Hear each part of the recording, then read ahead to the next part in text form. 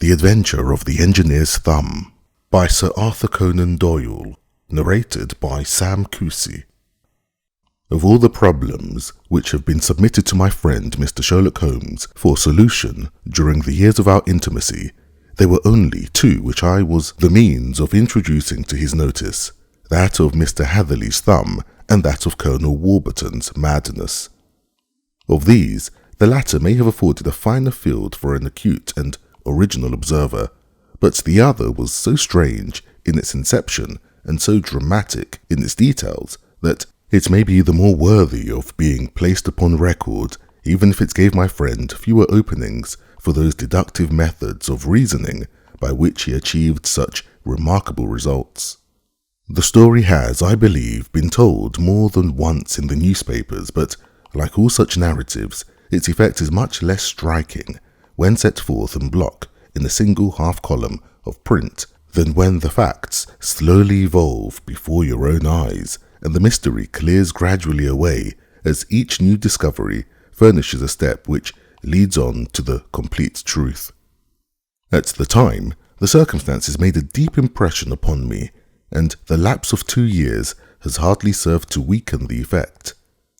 It was in the summer of '89, not long after my marriage, that the events occurred which I am now about to summarize.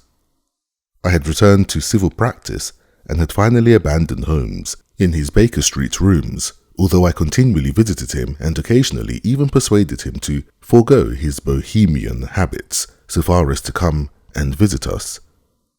My practice had steadily increased, and as I happened to live at no very great distance from Paddington Station, I got a few patients from among the officials. One of these, whom I had cured of a painful and lingering disease, was never weary of advertising my virtues and of endeavouring to send me on every sufferer over whom he might have any influence. One morning, at a little before 7 o'clock, I was awakened by the maid tapping at the door to announce that 2 men had come from Paddington and were waiting in the consulting room. I dressed hurriedly, for I knew by experience that railway cases were seldom trivial, and hastened downstairs. As I descended, my old ally, the guard, came out of the room and closed the door tightly behind him. "I've got him here," he whispered, jerking his thumb over his shoulder. "He's all right." "What is it then?" I asked, for his manner suggested that it was some strange creature which he had caged up in my room. "It's a new patient," he whispered. "I thought I'd bring him round myself. Then he couldn't slip away. There he is, all safe and sound. I must go now, Doctor. I have my duties, just the same as you." And off he went, this trusty tout, without even giving me time to thank him. I entered my consulting room and found a gentleman seated by the table. He was quietly dressed in a suit of heather tweed, with a soft cloth cap which he had laid down upon my books. Round one of his hands he had a handkerchief wrapped, which was mottled all over with blood-stains. He was young, not more than 25, I should say, with a strong, masculine face, but he was exceedingly pale, and gave me the impression of a man who was suffering from some strong agitation, which it took all his strength of mind to control. "I am sorry to knock you up so early, Doctor," said he, "but I have had a very serious accident during the night. I came in by train this morning, and on inquiring at Paddington as to where I might find a doctor, a worthy fellow very kindly escorted me here. I gave the maid a card, but I see that she has left it upon the side table." I took it up and glanced at it. "Mr. Victor Hatherley, hydraulic engineer, 16A, Victoria Street, 3rd floor. That was the name, style, and abode of my morning visitor." "I regret that I have kept you waiting," said I, sitting down in my library chair. "You are fresh from a night journey, I understand, which is in itself a monotonous occupation." "Oh, my night could not be called monotonous," said he, and laughed. He laughed very heartily with a high, ringing note, leaning back in his chair and shaking his sides. All my medical instincts rose up against that laugh. "Stop it," I cried. "Pull yourself together, and I poured out some water from a carafe.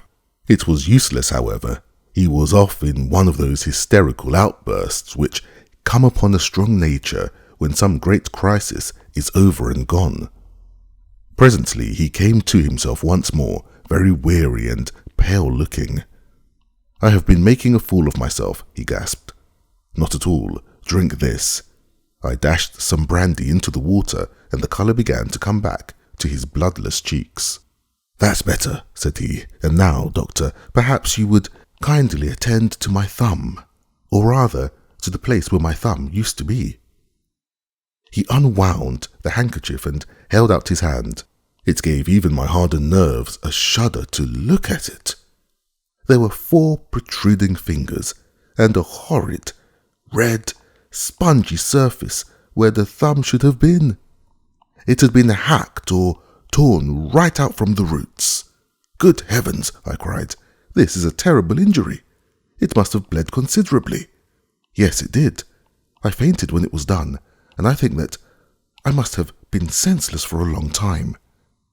When I came to, I found that it was still bleeding, so I tied one end of my handkerchief very tightly round the wrist and braced it up with a twig. "Excellent. You should have been a surgeon. It is a question of hydraulics, you see, and came within my own province. This has been done," said I, examining the wound, "by a very heavy and sharp instrument." "A thing like a cleaver," said he. "An accident, I presume?" "By no means." "What? A murderous attack?" "Very murderous indeed. You horrify me." I sponged the wound, cleaned it, dressed it, and finally covered it over with cotton wadding and carbolized bandages. He lay back without whining, though he bit his lip from time to time. "How is that?" I asked when I had finished. "Capital. Between your brandy and your bandage, I feel a new man. I was very weak, but I have had a good deal to go through. Perhaps you had better not speak of the matter. It is evidently trying to your nerves." "Oh, no, not now. I shall have to tell my tale to the police. But between ourselves, if it were not for the convincing evidence of this wound of mine, I should be surprised if they believed my statement, for it is a very extraordinary one, and I have not much in the way of proof with which to back it up.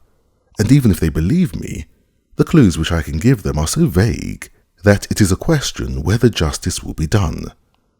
"Huh," cried I. "If it is anything in the nature of a problem which you desire to see solved, I should strongly recommend you to come to my friend, Mr. Sherlock Holmes, before you go to the official police." "Oh, I have heard of that fellow," answered my visitor, "and I should be very glad if he would take the matter up, though of course I must use the official police as well. Would you give me an introduction to him?" "I'll do better. I'll take you round to him myself. I should be immensely obliged to you. We'll call a cab and go together. We shall just be in time to have a little breakfast with him. Do you feel equal to it?" "Yes, I shall not feel easy until I have told my story." "Then my servant will call a cab, and I shall be with you in an instant." I rushed upstairs, explained the matter shortly to my wife, and in 5 minutes was inside a hansom, driving with my new acquaintance to Baker Street. Sherlock Holmes was, as I expected, lounging about his sitting room in his dressing gown, reading the agony column of the Times, and smoking his before-breakfast pipe, which was composed of all the plugs and dottles left from his smokes of the day before, all carefully dried and collected on the corner of the mantelpiece. He received us in his quietly genial fashion, ordered fresh rashers and eggs, and joined us in a hearty meal. When it was concluded, he settled our new acquaintance upon the sofa, placed a pillow beneath his head, and laid a glass of brandy and water within his reach. "It is easy to see that your experience has been no common one, Mr. Hatherley," said he. "Pray lie down there and make yourself absolutely at home. Tell us what you can, but stop when you are tired and keep up your strength with a little stimulant." "Thank you," said my patient, "but I have felt like another man since the doctor bandaged me, and I think that your breakfast has completed the cure. I shall take up as little of your valuable time as possible, and I shall start at once upon my peculiar experiences. Holmes sat in his big armchair with the weary, heavy-lidded expression which veiled his keen and eager nature, while I sat opposite to him and we listened in silence to the strange story which our visitor detailed to us. "You must know," said he, "that I am an orphan and a bachelor, residing alone in lodgings in London.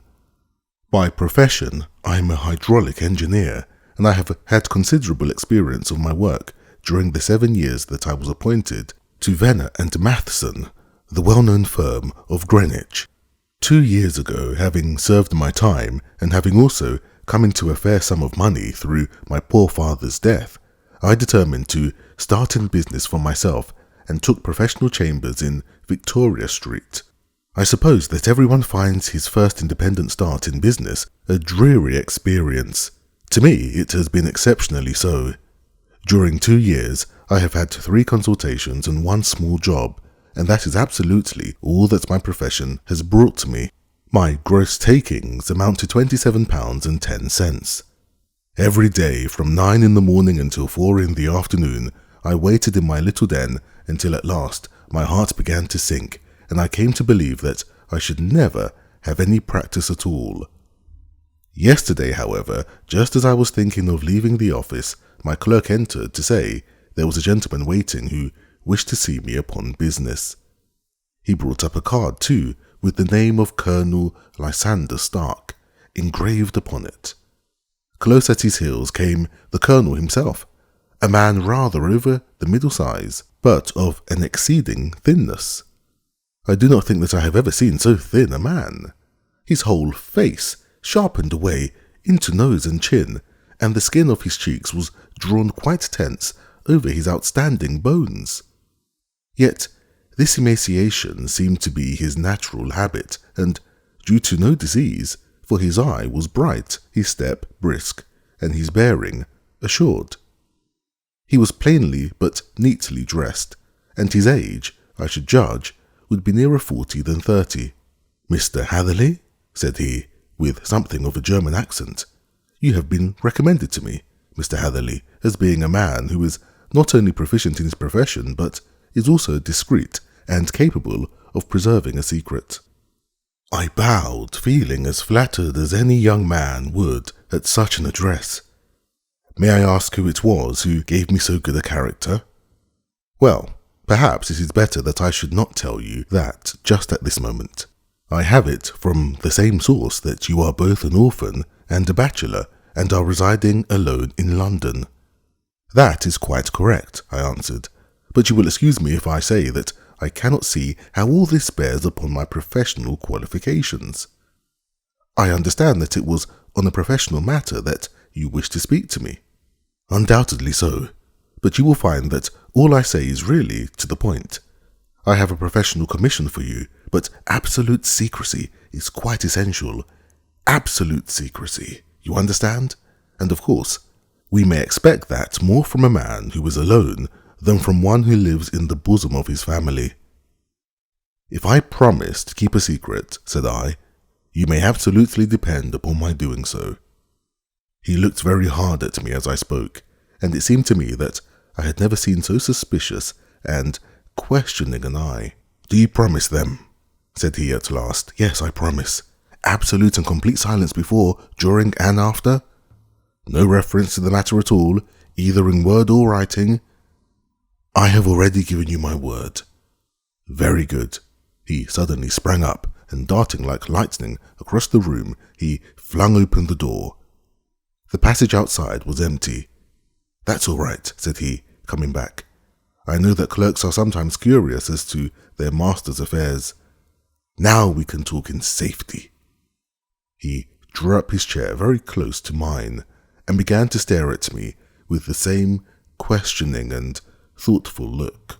A feeling of repulsion and of something akin to fear had begun to rise within me at the strange antics of this fleshless man.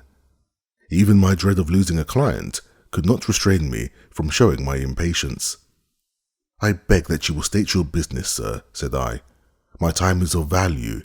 Heaven forgive me for that last sentence, but the words came to my lips.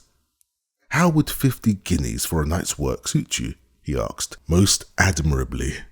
I say a night's work, but an hour's would be nearer the mark. I simply want your opinion about a hydraulic stamping machine which has got out of gear. If you show us what is wrong, we shall soon set it right ourselves. What do you think of such a commission as that? The work appears to be light and the pay munificent. Precisely so. We shall want you to come tonight by the last train. Where to? To Ayford, in Berkshire. It is a little place near the borders of Oxfordshire and within 7 miles of Reading. There is a train from Paddington which would bring you there at about 11:15. Very good. I shall come down in a carriage to meet you. There is a drive then? Yes, our little place is quite out in the country. It is a good 7 miles from Ayford station. Then we can hardly get there before midnight. I suppose there would be no chance of a train back. I should be compelled to stop the night. Yes, we could easily give you a shakedown. This is very awkward. Could I not come at some more convenient hour? We have judged it best that you should come late. It is to recompense you for any inconvenience that we are paying to you. A young and unknown man, a fee which would buy an opinion from the very heads of your profession. Still, of course, if you would like to draw out of the business, there is plenty of time to do so. I thought of the 50 guineas and of how very useful they would be to me. Not at all, said I. I shall be very happy to accommodate myself to your wishes. I should like, however, to understand a little more clearly what it is that you wish me to do. Quite so. It is very natural that the pledge of secrecy which we have exacted from you should have aroused your curiosity. I have no wish to commit you to anything without your having it all laid before you.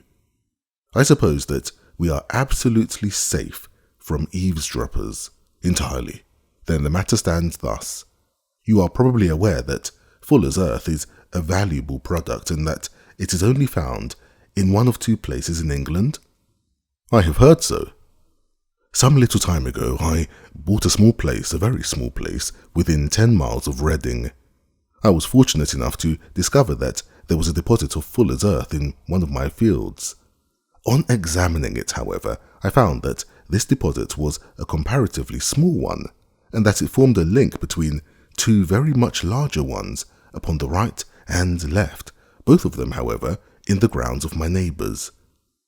These good people were absolutely ignorant that their land contained that which was quite as valuable as a gold mine. Naturally, it was to my interest to buy their land before they discovered its true value. But unfortunately, I had no capital by which I could do this.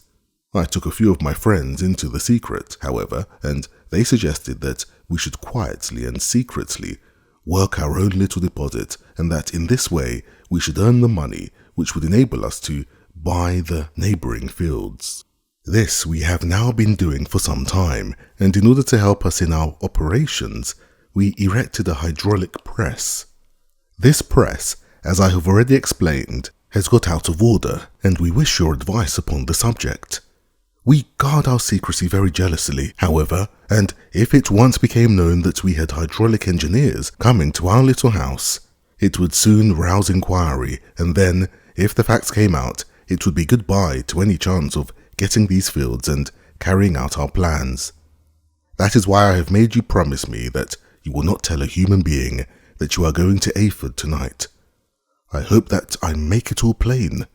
I quite follow you, said I. The only point which I could not quite understand was what use you could make of a hydraulic press in excavating Fuller's Earth, which, as I understand, is dug out like gravel from a pit. Ah, said he carelessly, we have our own process. We compress the earth into bricks so as to remove them without revealing what they are. But that is a mere detail. I have taken you fully into my confidence now, Mr. Hatherley, and I have shown you how I trust you. He rose as he spoke. I shall expect you then at Ayford at 11:15. I shall certainly be there, and not a word to a soul. He looked at me with a last long, questioning gaze, and then, pressing my hand in a cold, dank grasp, he hurried from the room. Well, when I came to think it all over in cool blood, I was very much astonished, as you may both think, at this sudden commission which has been instructed to me. On the one hand, of course, I was glad, for the fee was at least tenfold what I should have asked had I set a price upon my own services, and it was possible that this order might lead to other ones.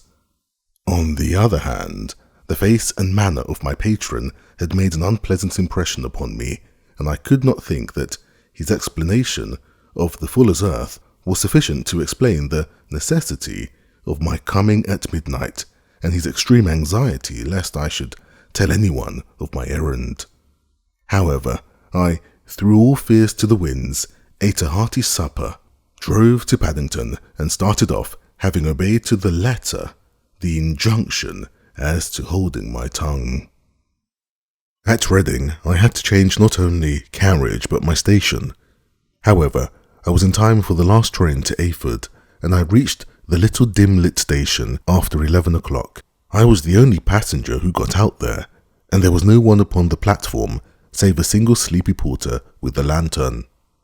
As I passed out through the wicket gate, however, I found my acquaintance of the morning waiting in the shadow upon the other side.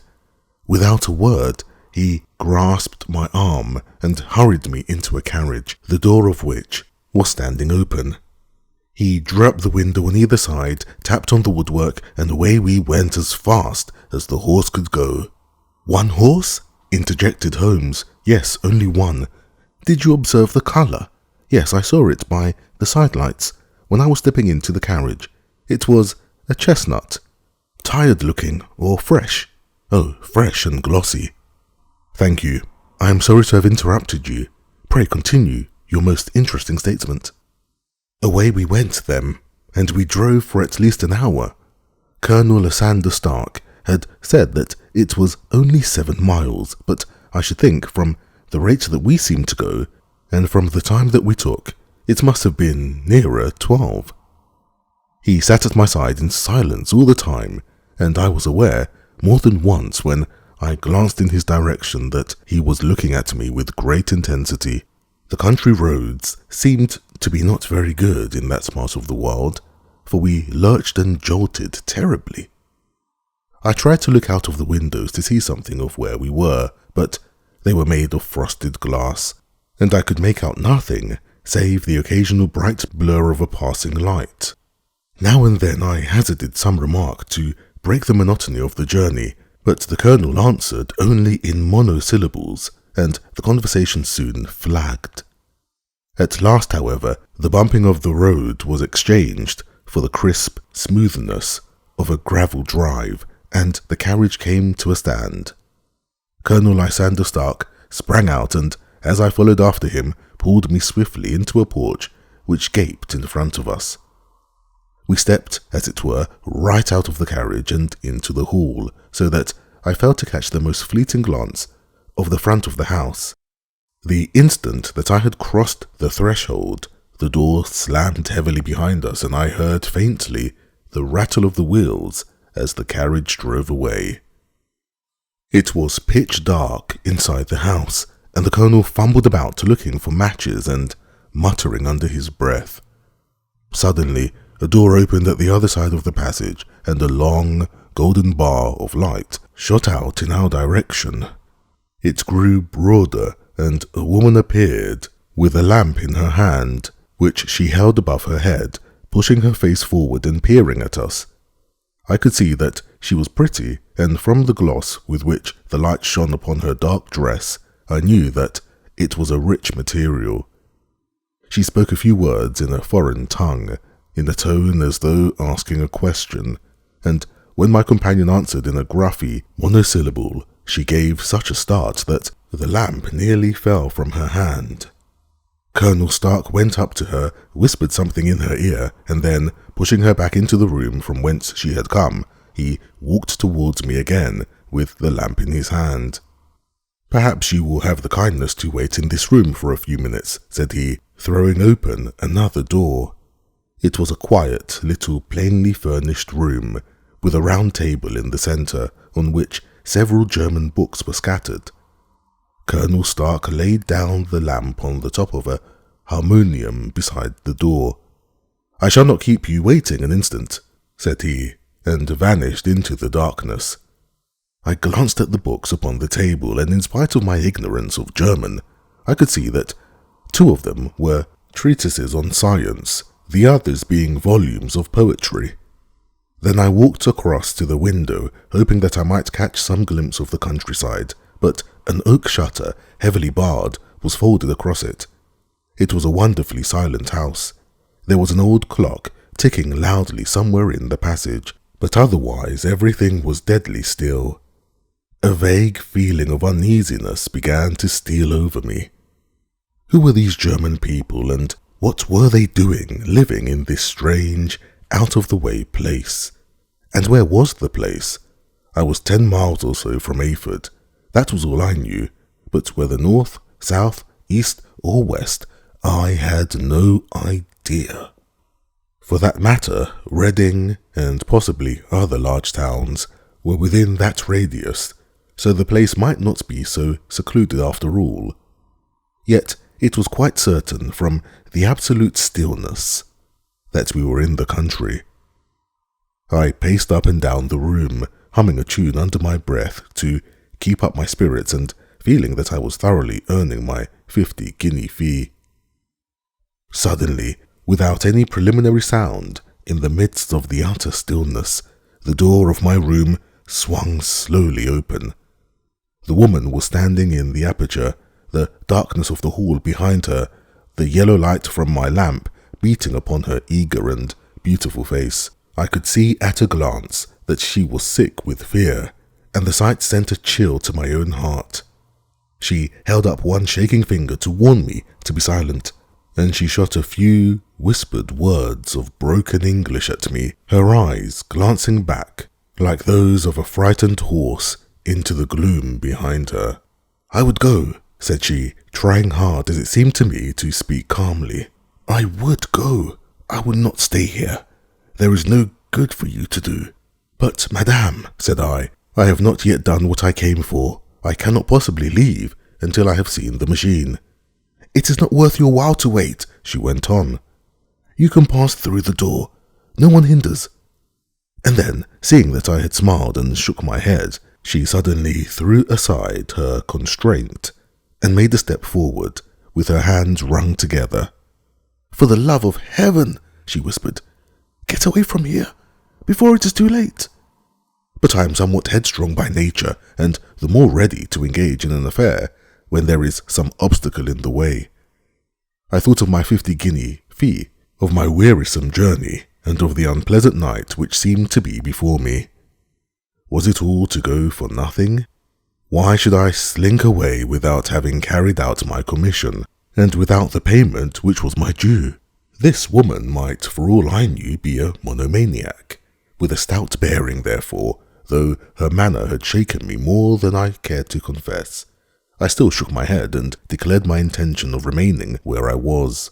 She was about to renew her entreaties when a door slammed overhead, and the sound of several footsteps was heard upon the stairs.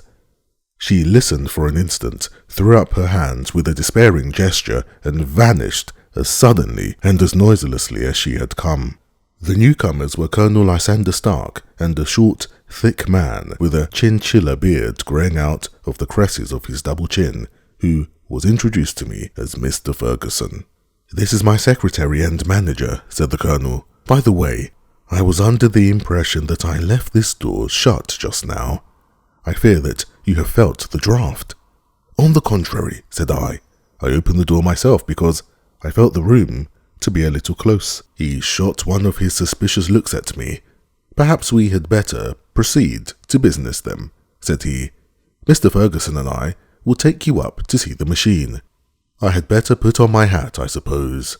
"Oh no, it is in the house." "What? You dig fuller's earth in this house?" No, this is only where we compress it. But never mind that. All we wish you to do is to examine the machine and to let us know what is wrong with it." We went upstairs together, the Colonel first with his lamp, the fat manager and I behind him. It was a labyrinth of an old house, with corridors, passages, narrow winding staircases, and little low doors, the thresholds of which were hollowed out by the generations who had crossed them. There were no carpets and no signs of any furniture above the ground floor, while the plaster was peeling off the walls and the damp was breaking through in green, unhealthy blotches. I tried to put on as unconcerned an air as possible, but I had not forgotten the warnings of the lady. Even though I disregarded them, I kept a keen eye upon my two companions. Ferguson appeared to be a morose and silent man, but I could see from the little that he had said that he was, at least, a fellow countryman. Colonel Lysander Stark stopped at last before a low door, which he unlocked. Within was a small square room in which the three of us could hardly get at one time. Ferguson remained outside, and the Colonel ushered me in. "We are now," said he, "actually within the hydraulic press, and it would be a particularly unpleasant thing for us if anyone were to turn it on. The ceiling of this small chamber is really the end of the descending piston, and it comes down with the force of many tons upon this metal floor. There are small lateral columns of water outside which receive the force, and which transmit and multiply it in the manner which is familiar to you. The machine goes readily enough, but there is some stiffness in the working of it, and it has lost a little of its force. Perhaps you will have the goodness to look it over and to show us how we can set it right." I took the lamp from him, and I examined the machine very thoroughly. It was indeed a gigantic one, and capable of exercising enormous pressure. When I passed outside, however, and pressed down the levers which controlled it, I knew at once by the whishing sound that there was a slight leakage which allowed a regurgitation of water through one of the side cylinders. An examination showed that one of the India rubber bands, which was round the head of a driving rod, had shrunk so as not quite to fill the socket along which it worked. This was clearly the cause of the loss of power, and I pointed it out to my companions, who followed my remarks very carefully and asked several practical questions as to how they should proceed to set it right. When I had made it clear to them, I returned to the main chamber of the washing machine and took a good look at it to satisfy my own curiosity. It was obvious at a glance that the story of the Fuller's Earth was the merest fabrication, for it would be absurd to suppose that so powerful an engine could be designed for so inadequate a purpose. The walls were of wood, but the floor consisted of a large iron trowel, and when I came to examine it, I could see a crust of metallic deposit all over it. I had stooped and was scraping at this to see exactly what it was, when I heard a muttered exclamation in German and saw the cadaverous face of the Colonel looking down at me. "What were you doing there?" he asked. I felt angry at having been tricked by so elaborate a story as that which he had told me. "I was admiring your Fuller's Earth," said I. "I think that I should be better able to advise you as to your machine if I knew what the exact purpose was for which it was used."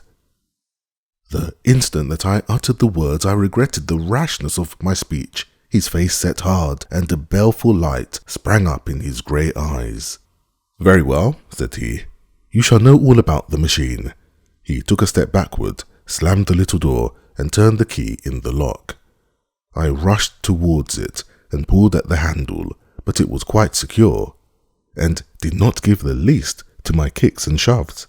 "Hello!" I yelled. "Hello, Colonel, let me out!" And then suddenly, in the silence, I heard a sound which sent my heart into my mouth. It was the clank of the levers and the swish of the leaking cylinder. He had set the engine at work. The lamp still stood upon the floor where I had placed it when examining the trowel. By its light I saw that the black ceiling was coming down upon me, slowly, jerkily, but as none knew better than myself, with a force which must within a minute grind me to a shapeless pulp. I threw myself, screaming, against the door, and dragged with my nails at the lock. I implored the Colonel to let me out, but the remorseless clanking of the levers drowned my cries. The ceiling was only a foot or two above my head, and with my hand upraised, I could feel its hard, rough surface.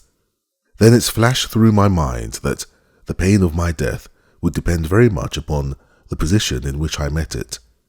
If I lay on my face, the weight would come upon my spine, and I shuddered to think of that dreadful snap. Easier the other way, perhaps, and yet had I the nerve to lie and look up at the deadly black shadow wavering down upon me? Already I was unable to stand erect when my eye caught something which brought a gush of hope back to my heart. I have said that though the door and ceiling were of iron, the walls were of wood. As I gave a last hurried glance round, I saw a thin line of yellow light between two of the boards, which broadened and broadened as a small panel was pushed backward. For an instant I could hardly believe that here was indeed a door which led away from death. The next instant I threw myself through, and lay half fainting upon the other side. The panel had closed again behind me, but the crash of the lamp and, a few moments afterwards, the clank of the two slabs of metal told me how narrow had been my escape. I was recalled to myself by a frantic plucking at my wrist, and I found myself lying upon the stone floor of a narrow corridor, while a woman bent over me and tugged at me with her left hand, while she held a candle in her right.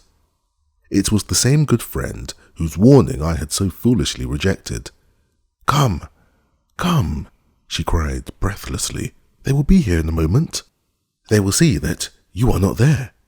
Oh, do not waste the so precious time, but come." This time, at least, I did not scorn her advice. I staggered to my feet and ran with her along the corridor and down a winding stair.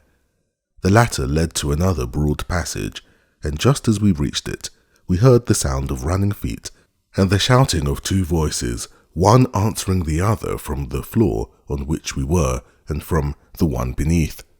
My guide stopped and looked about her like one who is at her wit's end. Then she threw open a door which led into a bedroom, through the window of which the moon was shining brightly. "It is your only chance," said she. "It is high, but it may be that you can jump it."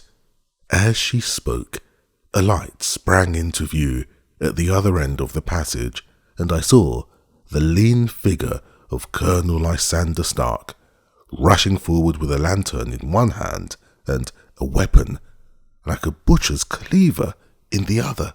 I rushed across the bedroom, flung open the window and looked out. How quiet and sweet and wholesome the garden looked in the moonlight, and it could not be more than 30 feet down.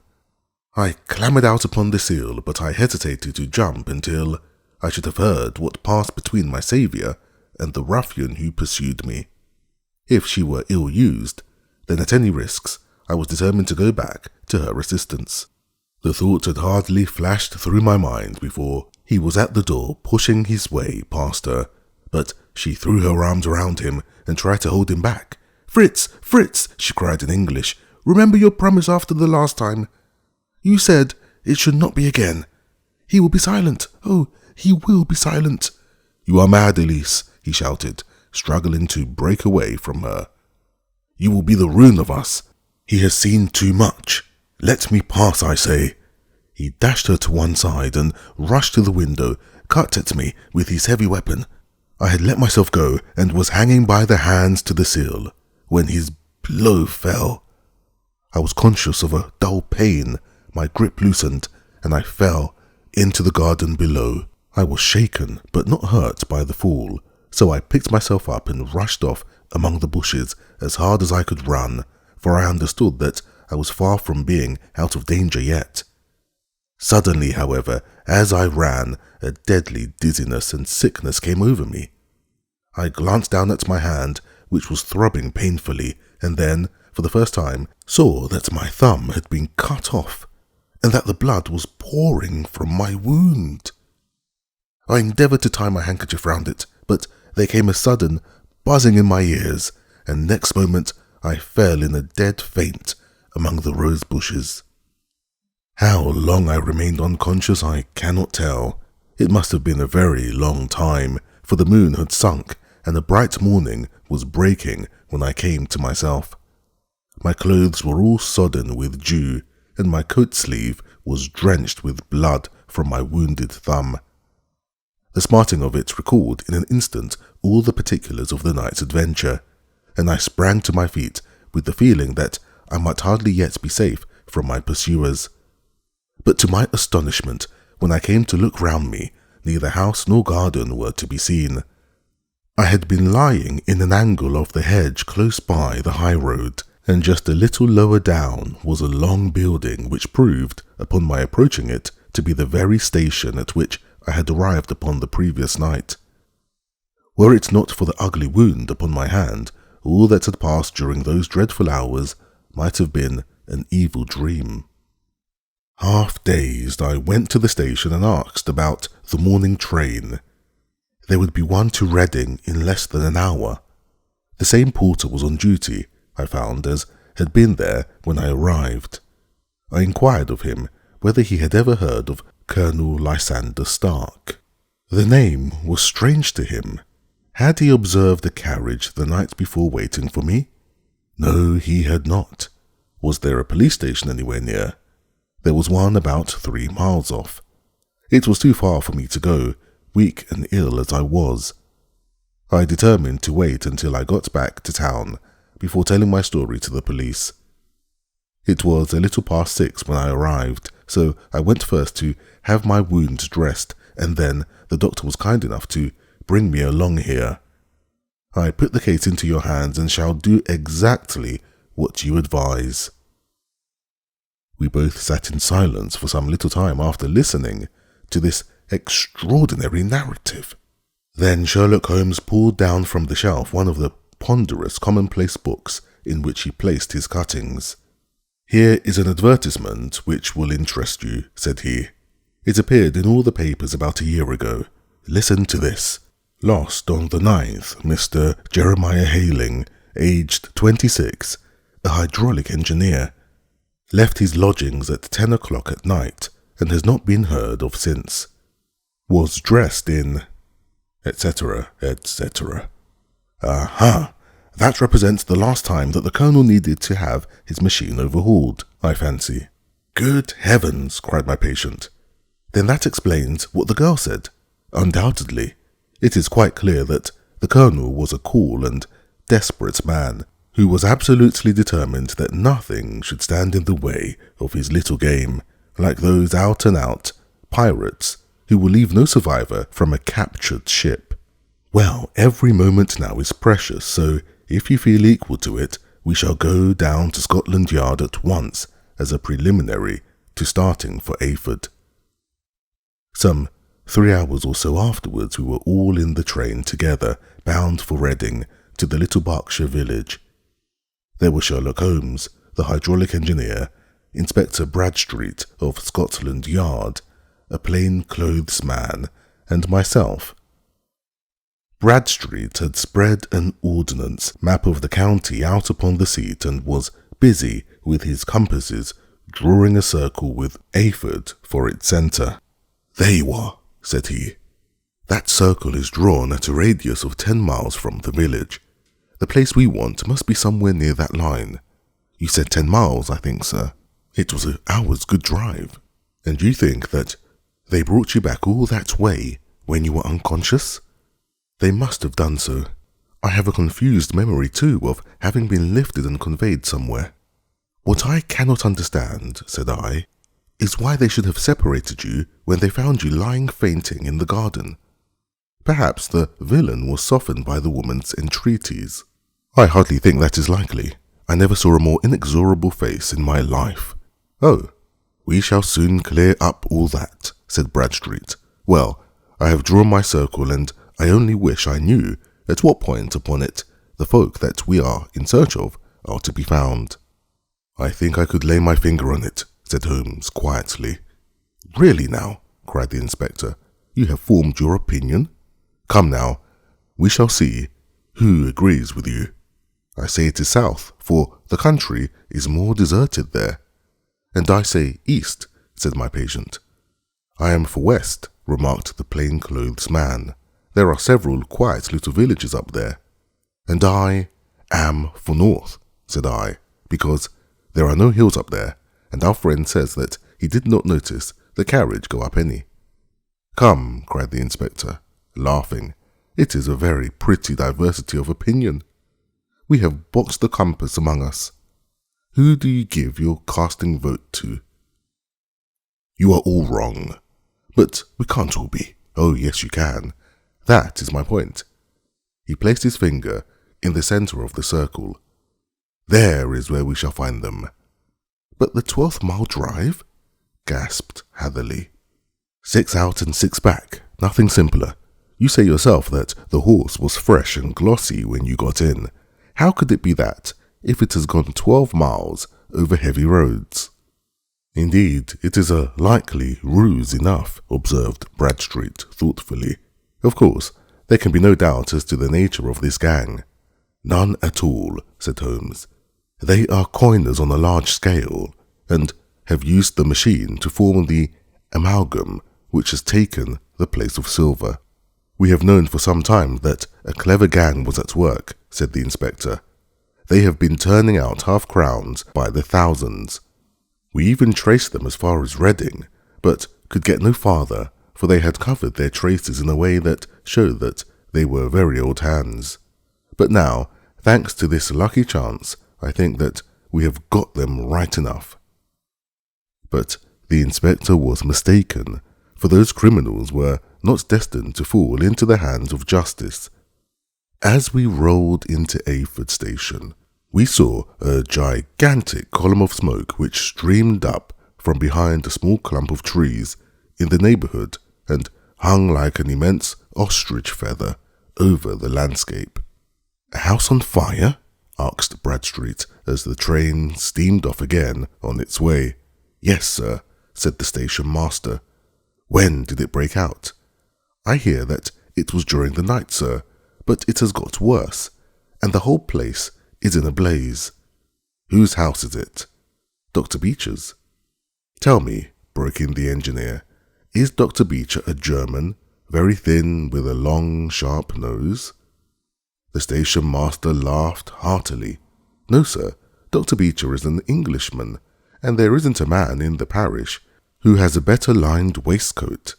But he has a gentleman staying with him, a patient, as I understand, who is a foreigner, and he looked as if a little good Berkshire beef would do him no harm. The station master had not finished his speech before we were all hastening in the direction of the fire.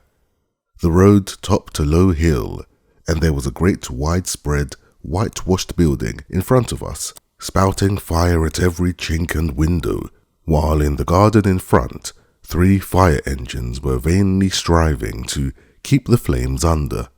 That's it, cried Hatherley, in intense excitement. There is the second gravel drive, and there are the rose bushes where I lay. That second window is the one that I jumped from. Well, at least, said Holmes, you have had your revenge upon them. There can be no question that it was your oil lamp which, when it was crushed in the press, set fire to the wooden walls, though no doubt they were too excited in the chase after you to observe it at that time. Now, keep your eyes open in the crowd for your friends of last night, though I very much fear that they are a good 100 miles off by now. And Holmes's fears came to be realized, for from that day to this, no word has ever been heard, either of the beautiful woman, the sinister German, or of the morose Englishman.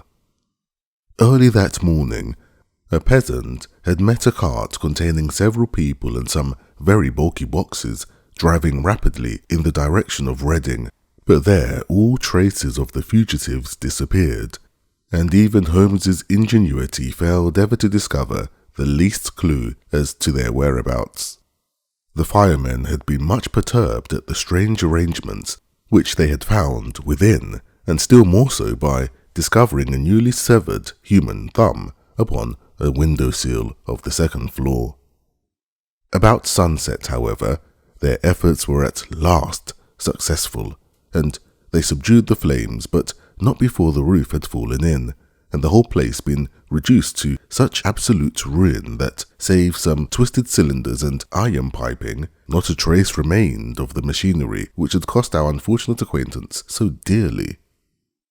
Large masses of nickel and of tin were discovered, stored in an outhouse, but no coins were to be found, which may have explained the presence of those bulky boxes which have been already referred to. How our hydraulic engineer had been conveyed from the gardens to the spot where he recovered his senses might have remained forever a mystery, were it not for the soft mould, which told us a very plain tale. He had evidently been carried down by two persons, one of whom had remarkably small feet, and the other unusually large ones. On the whole, it was most probable that the silent Englishman, being less bold or less murderous than his companion, had assisted the woman to bear the unconscious man out of the way of danger. "Well," said our engineer ruefully as we took our seats to return once more to London, "it has been a pretty business for me.